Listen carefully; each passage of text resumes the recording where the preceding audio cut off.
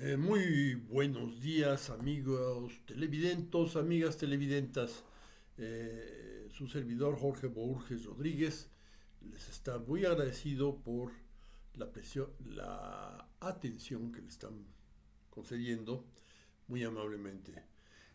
Bien, vamos otra vez a seguir hablando de la cuestión de la inflación. Ojalá no se dé, ¿verdad? O ojalá se dé en una en una versión menos grave que la estanflación o en un grado menos grave de lo que alcanzó en muchas situaciones del mundo, ¿verdad? Bueno, nosotros nos acordamos aquí en México de el año 76 y luego el año eh, ¿cuál? 82, 81, 82, terrible, ¿no? Fue algo. Sin embargo, no ha sido lo peor. En Alemania, entre las dos guerras hubo dos situaciones de inquietudes, de inestabilidad de la economía. La economía alemana era poderosa. La primera guerra no alteró, no destruyó la capacidad productiva de ese país. Eh, no fue como la segunda, ¿verdad? Pero la moneda es la moneda y la religión, perdón, la ideología eh, liberal de aquella época, pues decía que no había que meterse. Y bueno, pues fue un relajo, ¿no? Eh, en la primera fue una cuestión inflacionaria fuerte, no tan fuerte como lo verían después, pero fuerte. Eh, Bastó para calmar. El componente psicológico es muy importante en todo esto, ¿verdad? Y el canciller alemán, Strassemann, creo se llamaba, se llamaba, ya no se llama, ¿verdad? Eh, Le bastó decir, miren, la deuda alemana equivale al valor catastral de algo así como 30 manzanas del centro de Berlín. ¿Sí? Hacía las cuentas y se publicó en los periódicos, no sé si en radio se dijo, pero se publicó ampliamente y se logró un éxito porque la gente se calmó. Pero la cuestión en la segundo galope inflacionario que se dio por ahí por el año 31, a consecuencia de que Estados Unidos, dada la crisis que tenía en Wall Street y la crisis de deuda, este, decidió repatriar las inversiones que tenía en Alemania y los préstamos que así muy del momento que habían hecho a Alemania eh, alrededor de los años veintitantos, ¿verdad? Entonces esto metió a Alemania en un problemón gruesísimo y la inflación ahí fue terrible. Llegó un momento en que un, este, un hogaza de pan, imagínense un pan Bimbo pero consistente, eh, una hogaza así de pan costaba 40 millones de marcos. Esto es inflación, los demás son fregaderas, ¿no? Son tarugadas comparado con esta inflación, ¿verdad? Eh, Trágico. Se generaron muchos chistes, pues, lo que pasa con la gente, ¿no? Recuerden aquí después del temblor del 85, pues hubo chistes, ¿verdad? En una situación trágica hubo chistes. En Colombia, después de la matazón que hubo cuando se desató la violencia, pues hubo chistes, ¿verdad? Y bueno, ya también hubo algunos chistes, ¿verdad? Pero no los vamos a sacar acá, son secundarios. Eh, Bien, eh, me- hay cosas que corregir de lo que dijimos antes, que corregir o que especificar. Miren, por ejemplo, dentro de los estudios del padre Mariana acerca de la inflación española, estaba otra cosa que es ya no un fenómeno de que desgraciadamente les cae plata de América y eso infla su moneda, ¿verdad? No, había una inflación institucional, mañosa, tramposa, de parte de la corona, de la corona española y de otras monarquías que entre otras cosas tenían esa preeminencia, ¿verdad?, de ser reyes, porque ellos eh, emitían hacían la emisión primaria de dinero, de moneda. Y lo que hacían estos fregados, no solo en España, en toda Europa, es retirar moneda buena, digamos, de alta ley, como se dice en muchas partes. Por ejemplo, en México hay moneda de 500, la mitad es plata, o de ley 500 o ley 720, creo, que 720 gramos de cada kilo son de plata, o la ley 900, las grandes monedas que conocí desde chiquito, Cuauhtémoc y otros más, eran leyes 900, y una moneda muy bonita de plata que se llamaba la pesetita, que era la de la balanza, era de 720. Era muy buena moneda.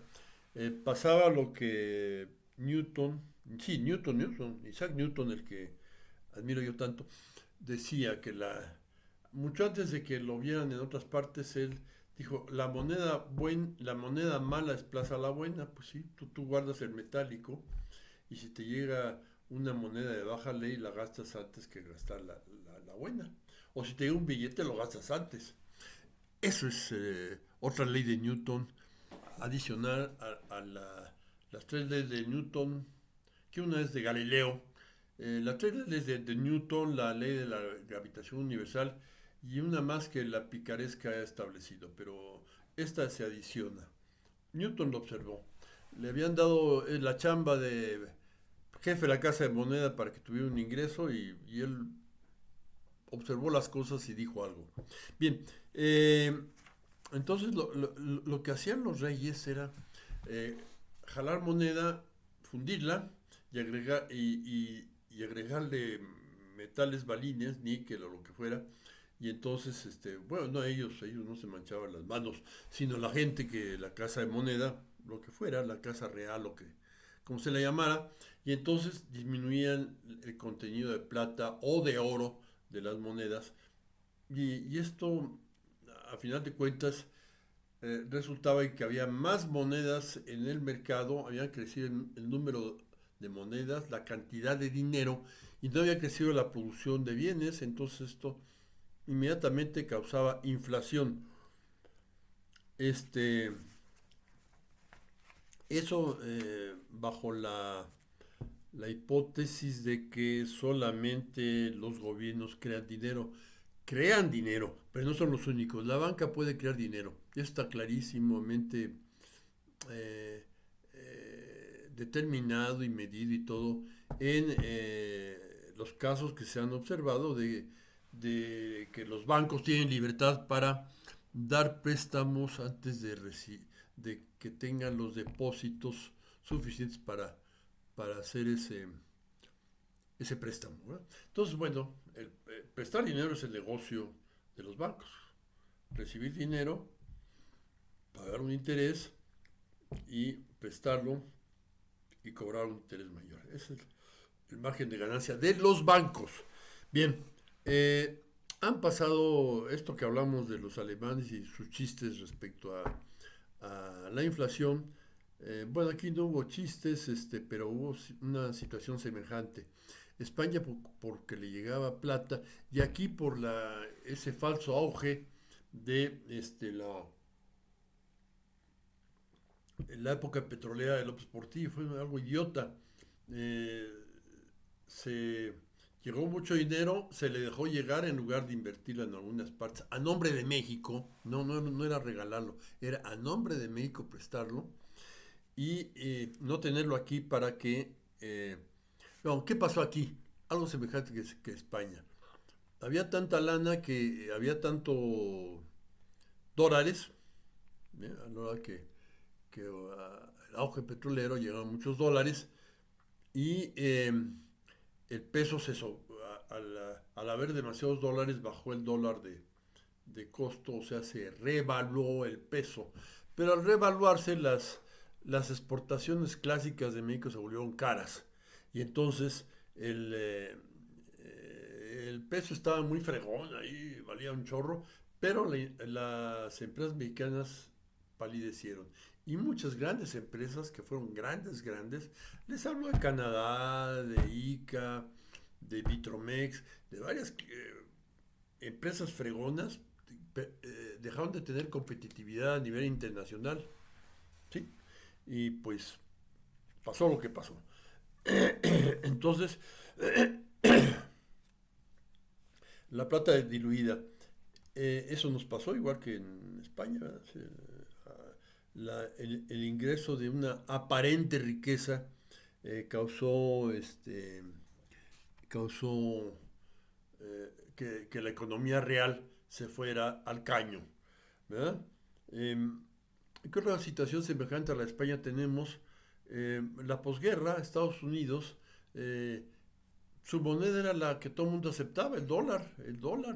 Hay una canción muy simpática de las Anju Sisters, muy sabrosa, un calipso muy sabrosón.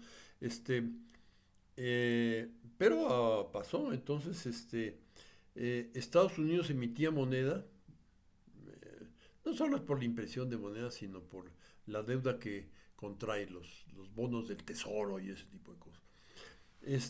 Contraemos deuda, a final de cuentas, vean ustedes el billete, dice el Banco de México pagará, o sea, está reconociendo una deuda. Entonces, el tener deuda es emisión monetaria.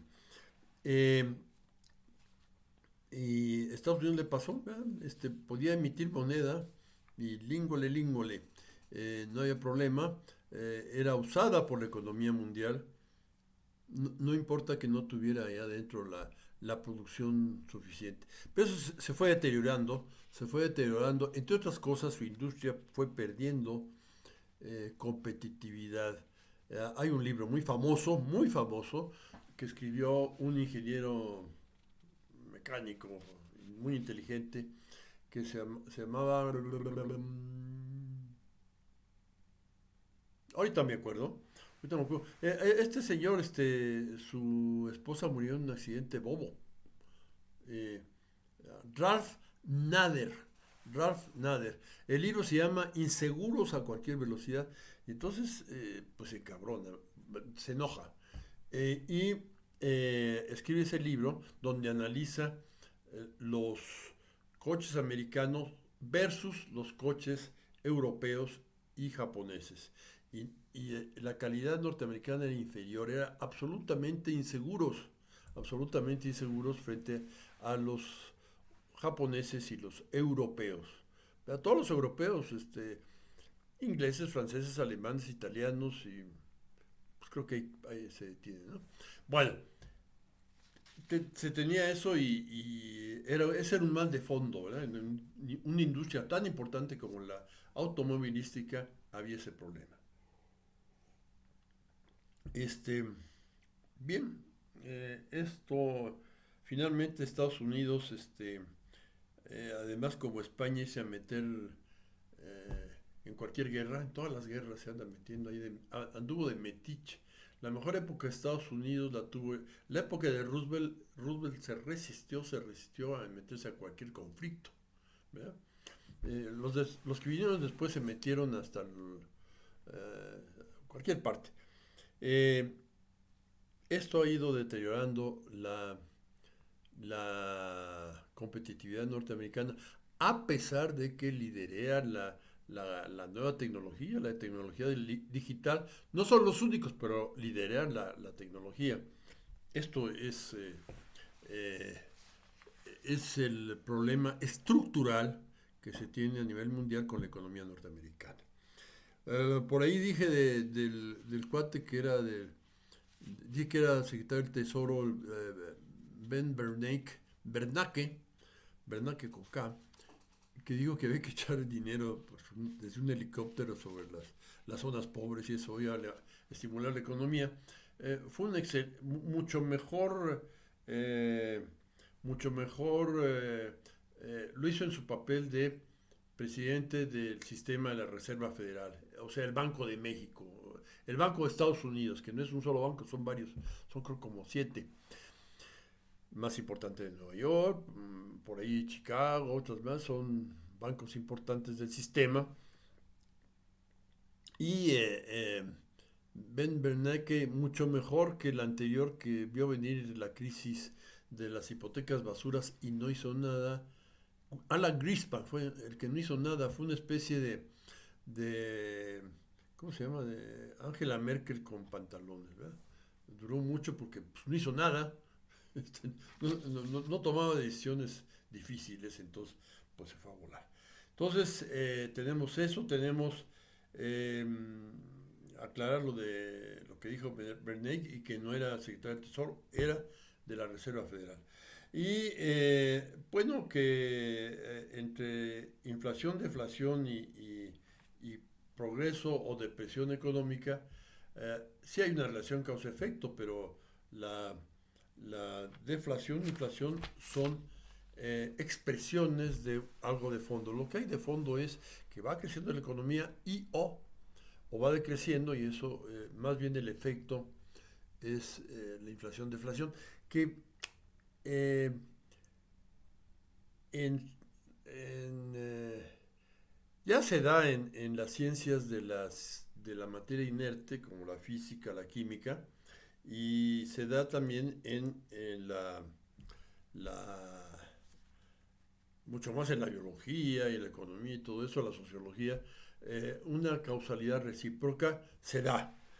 Pero aquí hay que poner un poquito énfasis en que ver la inflación, deflación como expresión de algo más de fondo. Yo soy un creo en la economía real y bueno, hay cosas que son no centrales en los fenómenos económicos. Y aquí hablábamos también de las economías renanas, que José Ángel Conchelo, lo vi por primera vez en un libro de Conchelo, Conchelo, en italiano, mexicano él, pero y sobre las economías renanas, son las economías de después de la guerra, en mayor o menor grado el régimen alemán lo hizo, de proteger los efectos de Hitler, ni modo. Emitir moneda y hacer renacer la economía alemana. Pero en grados semejantes eso se hizo en varias partes de Europa, Italia, Francia, Holanda, Bélgica, se hizo todo esto de emitir moneda para reanimar la economía que estaba deprimida por la Gran Depresión norteamericana. Y finalmente los estadounidenses también lo hicieron y recuperaron su economía. No es cierto que el fenómeno de México haya sido, o la política de México haya sido semejante. En causas sí, en causas no. En causas no. En efecto sí, o sea, aquí el reparto agrario estimuló la economía que da gusto y por muchos años fue el semillero de la clase media, de la gran clase media, muy abundante, que hace que México sea un mercado y eso lo están manejando muy bien. Ser un mercado. Eso, China dio el ejemplo de eso. Lo que se puede hacer es teniendo un mercado fregón. Aquí hablaríamos más que de renana, de keynesiana. Eh, Se vino la época neoliberal y sí, esas economías europeas concedieron a los dogmas de Friedman, de Milton Friedman, y Reagan y la Thatcher y eso, concedieron cosas que sí se establecieron en los diferentes países de Europa, pero nunca soltaron el funcionamiento del estado de bienestar. Nunca lo soltaron. Y eh, se le llama economía renana, bueno, porque incluso Japón, que está bastante lejos de Renania, se le llama renana porque cuando el resurgimiento de la economía alemana alrededor del año 50, 55, pues era un sistema, una concepción económica que practicaban mucho, pero allá ellos le dieron un respaldo entre religioso, eran católicos, Renania es católica, y entre religioso e ideológico, y se habló por eso de la economía social de mercado, ¿verdad? Eh, o sea, ellos estaban empeñados en diluir la dicotomía bienestar versus mercado. Y lo lograron. Y lo lograron en los holandeses, los franceses, los belgas, los italianos, los españoles, en la dictadura y todo, ¿verdad? Sí lo lograron. Me caso que lo lograron. Y bueno, esto es, aclaro un poquito la cuestión de la economía renana. En recuerdos, no encontré el libro, lo tengo por ahí de Conchelo. Muy, lo recomiendo, ¿eh? José Ángel Conchelo era un gran político panista, ¿verdad? Otro, de otro, pero era muy fregón. Muchísimas gracias. Nos vemos a la siguiente video. Muy buenas noches. Ahorita es la madrugada y muy buenos días cuando vean esto, ¿eh? Hasta luego.